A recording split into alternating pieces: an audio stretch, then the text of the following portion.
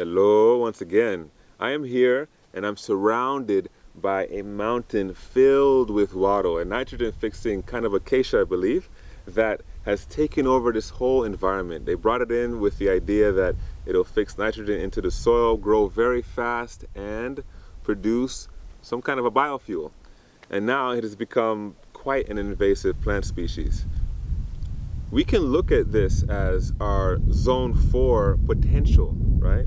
Where we can take out these plants that are, in essence, diminishing the diversity of our environment for habitat, for nature, and use that as a resource.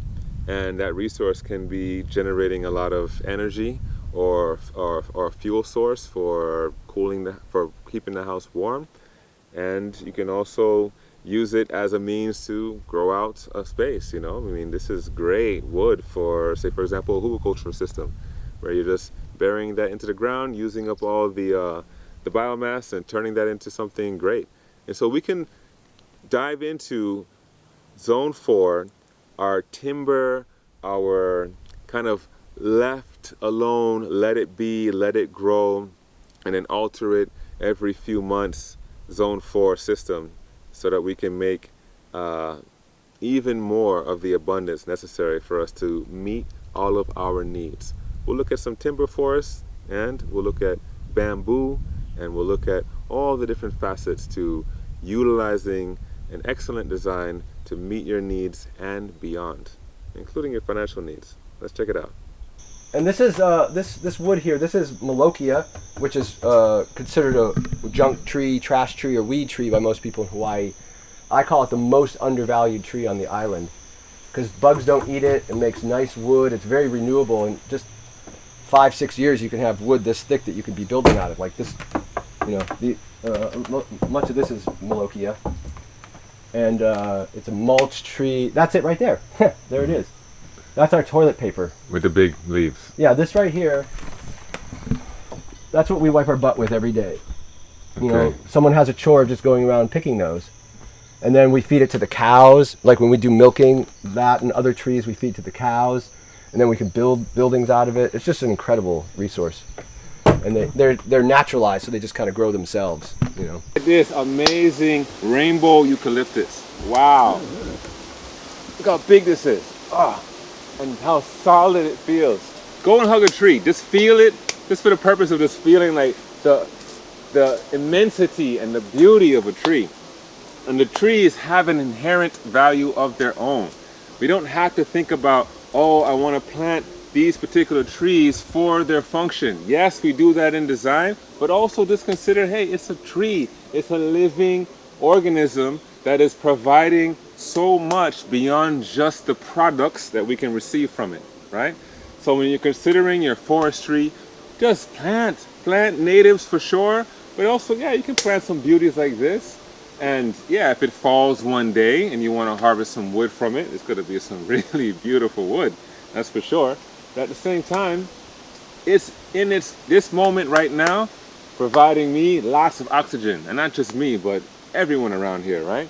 It is also providing shade. It is also providing a habitat for other animals. This is the beauty of having trees, especially large trees like this, because the mother trees, these ones, it takes a very long time to get back, many, many, many years. So consider just the innate, inherent value in plants. You gotta love them. Okay, shout at me this hug. We're doing more of a wildland. So this is a zone 4 edge, and we're doing analog forestry. So while we have the native bay trees here, which have those green leaves and they produce a little fruit that's a bay nut, it really looks a lot like an olive to us.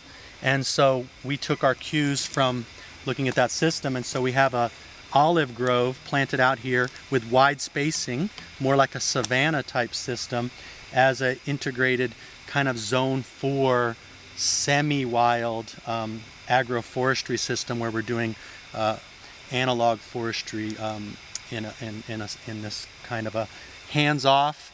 These guys are perennial. We have swales for irrigation above. We did initial deer fencing to get them above the browse line, and from there on out we're letting them, it's kind of a love it, leave it, and then so our investment is low over the long haul, so any return on investment through harvesting table olives or oil is a high return. So out here, this is a low frequency visitation and a low intensity of management for us. Basically, a couple times a year we come out here, harvest and do a little bit of pruning, and otherwise we're kind of hands off, so we can move it out of the central core where we have a lot more investment infrastructure and we need a higher return on investment because of the deer fence or the irrigation or the plumbing or the access, the electrification. Out here we're in a wildland setting, and it's something we feel confident is not an invasive plant. Olives aren't invasive, and they somewhat mimic the look and feel of the native bay woodlands, so we, in that ecological emulation, we appreciate it. Welcome again, class. Are you ready for number 4 of the zones? Zone 4, the restorative forest. And I hope you've been jumping in to this thing right here.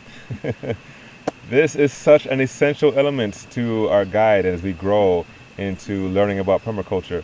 This book has changed my life as far as recognizing the potential and the depth that we have. I still read this book and learn so much from it. So let's jump into Zone 4, looking through the book as well together, shall we? And understand the importance of forests. Remember, we were talking about forests earlier, and now we're actually going to establish a forest.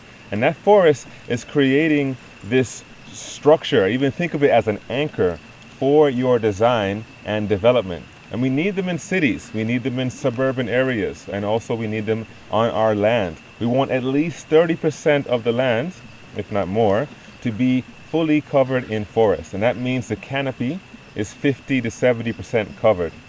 And this particular forest is a harvesting forest, right? And it is also doubling in many other functions. And so it's a habitat forest, right? It could be doubling as a windbreak.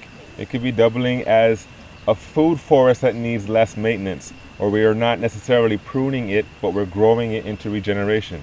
So there's a lot of fruit trees, for example, and nut trees that are excellent wood trees, right? But there's many different harvests that you can get from a forest of this sort.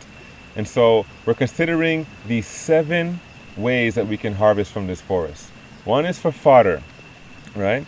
And this is a harvesting where we're probably pruning and managing for the animals to eat without necessarily damaging the tree. Maybe we're structurally pruning, so we get nice, tall, straight timber for framing and for building in the longer generation. But when we use that timber, we want to use it in such a way that we're replanting once again, so that that new plant, its life, will replace the original use, which is for furniture, which is for building a house, and structurally that house will last the time frame that you need new timber again, right? So let's say in 20 years it grows, and then you need to replace that, and you want to make sure that it lasts for 20 years. That's the cycle. That's the sustainable cycle, right? Bringing it back into place. So there's timber, and there's the NTPs, the non-timber products. It could be dyes, could be, of course, growing for fruit. You could be growing for the fodder, like I said. You could be growing for fuel. You could be growing for flowers, right? Because the flowers, they're excellent for beautification of the space. Pollinators to come into the place, as well as there's lots of flowers that are edible and medicinal, for medicinal purposes, or for decoration arts. You choose. There's so many wonderful ways that we can work with the landscape in our discretion, but at the same time with the reflection of how can this be regenerative. And of course, there is fertilizer.